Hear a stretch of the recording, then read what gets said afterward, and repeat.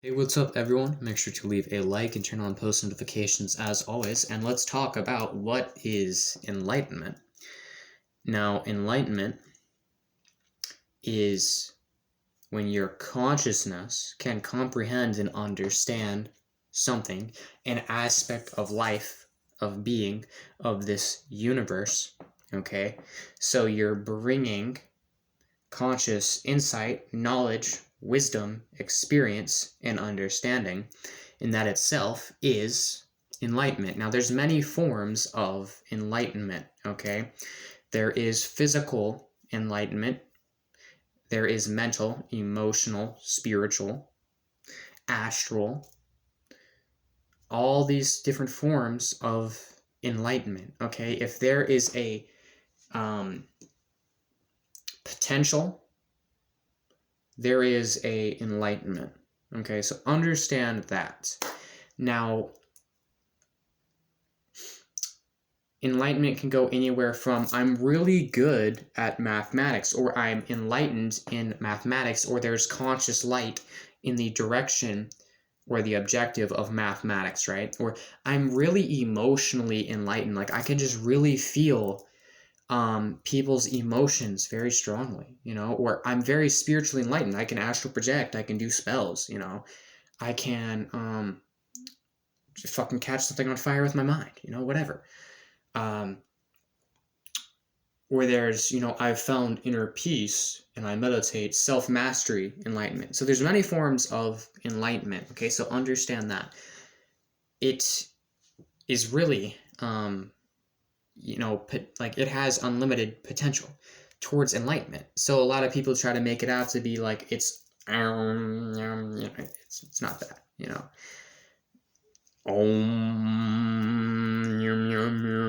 yeah, okay. You don't have to necessarily do that to get enlightenment. But by following that, you gain a form of enlightenment. Okay, by being a LHP magician, you get a form of enlightenment. By being an RHP magician, you get a form of enlightenment. But you have to find balance between all things, right? So this ties into the Sephiroth and the Qliphoth. Okay, so think of the Sephiroth and the Qliphoth as positive and negative energetic charges, masculine and feminine, of planetary energies. So where there's a positive energy charge for, let's say, the planet Mercury, there's going to be a negative energetic charge for Mercury as well. So the Sephiroth and the Qliphoth are these positive and negative charges. So understand that whenever you're going through the Qliphoth, you're going to be experiencing experiences that are bringing, and events that are bringing enlightenment, wisdom, and understanding in the Qliphoth that may be negative, okay? And then you may learn how to cope with this. You may learn how to heal. You may learn how to empathize with people that are going through that. But you also may learn how to use destructive energies on your enemies and how to harness these emotions, how to cope with them. So going through hell is going to bring you a form of enlightenment, but if you stay on the LHP and only the LHP, only the Qliphoth, only serving self, you can only gain so much from that negative charge, okay? And that ties into traveling the RHP or experiencing the tree of life, so the positive charge. You may learn self-mastery, meditation, peace, calmness, love. You may become enlightened in many, many different positive aspects, okay? Now, this really goes beyond positive and negative, and this goes towards the tree itself when you're forming enlightenment, and this gets much deeper, okay? And this is what makes dragons. The positive and the negative charge is what makes dragons, okay? Understand that dragons are very old and ancient, and they're all wise. And they have the light and the dark, the yin and the yang. Dragons are all about balance, okay? Now, it's not only dragons that possess this, but we're using the archetype of dragons here, okay? So you have something to correlate this to. Now, looking at the tree itself, you you can come to an understanding that these are, planetary energies that have positive and negative charges, but the planet itself has a yin and yang. Even if it's a more dominantly dark energy like Pluto or Saturn, it still has a positive and a negative that it can possess. Okay? And you can really just form a enlightenment of the planets. Okay, so the planets have each planet within our star system, it's in our star system, in our universal system, our tree of life, our tree of death, the solar system that we live in, which is a reality or a dimension existing within the abyss, because space, or Da'oth, the abyss, is really just blank black space. Okay? And it's also associated with Pluto as well. And you have to cross the abyss or leave the solar system to get to Source or God. So this solar system is a miniature reality. People tend to think, oh, this is all it is. But what makes gods is you quite literally have to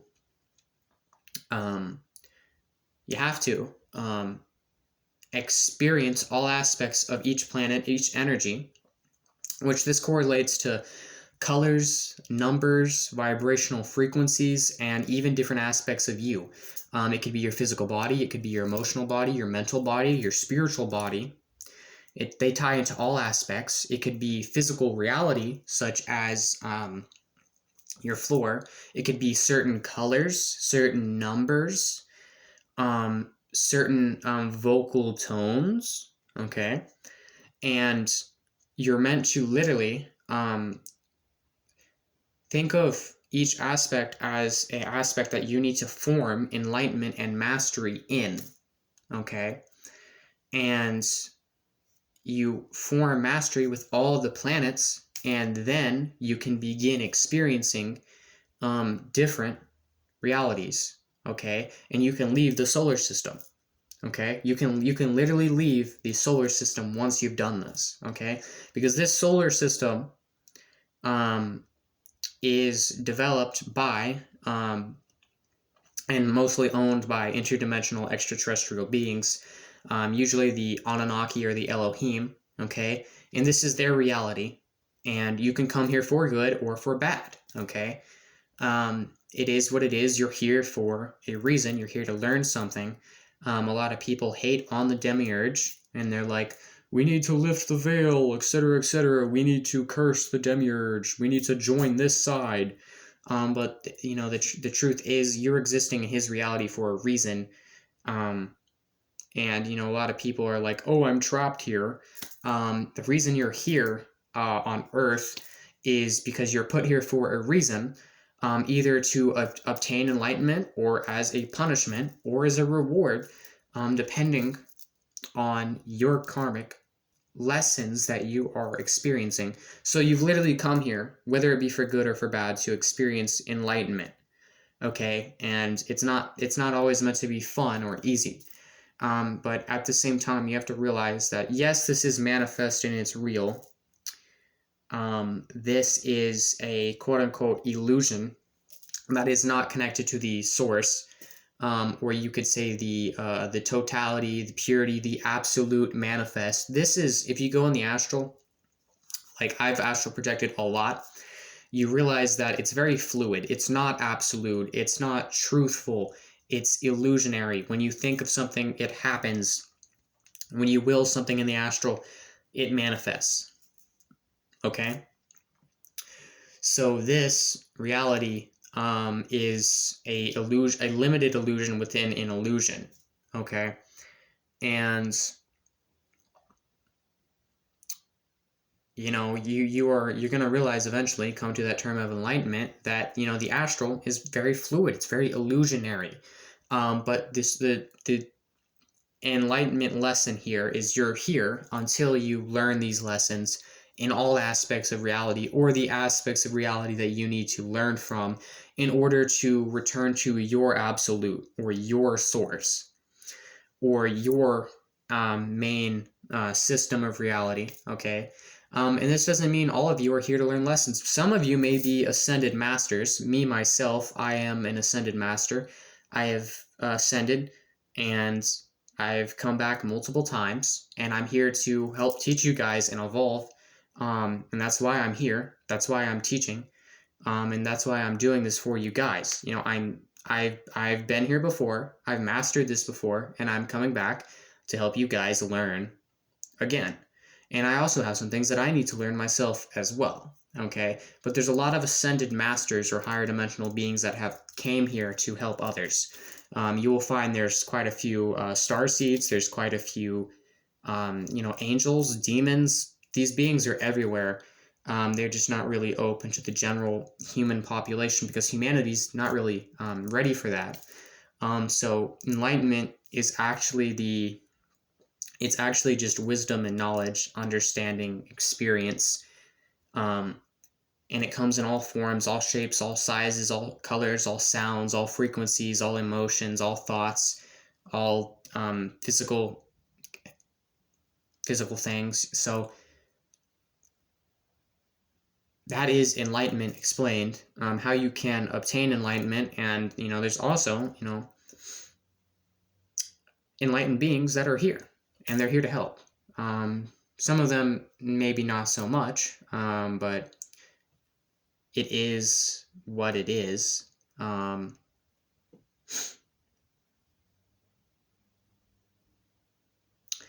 to think if there's anything else I should explain about this. But yeah, I think